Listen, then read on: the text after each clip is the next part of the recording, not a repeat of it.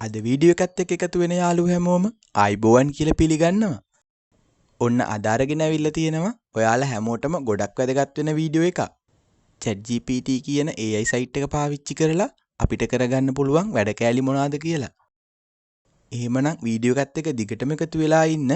අපි බලමු ChatGPT වලින් අපිට මොනවාද කරන්න පුළුවන් කියලා. සමහර විට මේ වෙනකොට ඔයා ChatGPT ගැන දන්නවත් ඇති, නොදන්නවත් ඇති.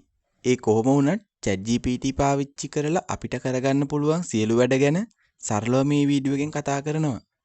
ඒක නිසා දිගටම වීඩියෝ එකත් එක්ක එකතු වෙලා ඉන්න. අපි බලමු මොනවාද අපිට කරන්න පුළුවන් කියලා. Google එකේ ChatGPT කියලා සර්ච් කරාට පස්සේ ඔයාලට ChatGPT site එක open වෙනවා. ඊට පස්සේ ඒකේ දකුණු අත පැත්තේ කෙළවරේ login කියලා එකක් තියෙනවා. එතන email password දීලා ඔයාලගේ account එකක් create කරගන්න ඕනි.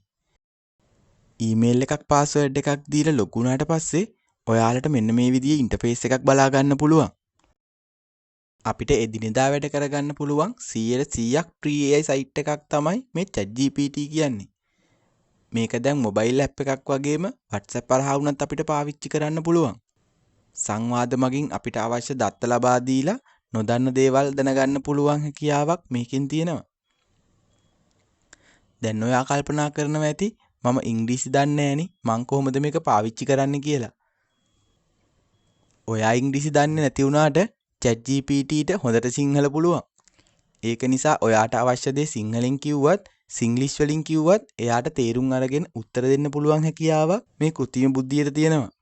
සිංහල විතරක් නෙමෙයි වෙනත් භාෂාවක් වුණත් ChatGPT එකට පාවිච්චි කරන්න පුළුවන්. ඒක නිසා ඔයාට ඉංග්‍රීසි, කොරියන්, ජපන් වගේ භාෂාවක් ඉගෙන ගන්නව නම් මේ ChatGPT පාවිච්චි කරලා නොදන්න දේවල් දැනගන්න පුළුවන්. Translate app එකක් පාවිච්චි කරනවට වඩා ඒක ගොඩක් සාර්ථක වෙයි. ChatGPT වලින් chat කරලා තොරතුරු ගන්න පුළුවන් කියලා දැනන් හිටියට ගොඩක් අය නොදන්න දෙයක් තමයි ChatGPTට දැන් image generate කරන්නත් පුළුවන් කියලා.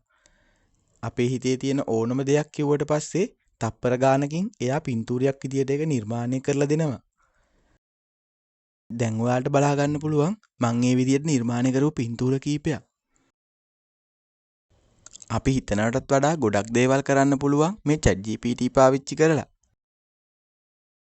එහෙමනම් ඉස්සරහට ඔයාගේ වැඩවලටත් මේ ChatGPT පාවිච්චි කරන්න.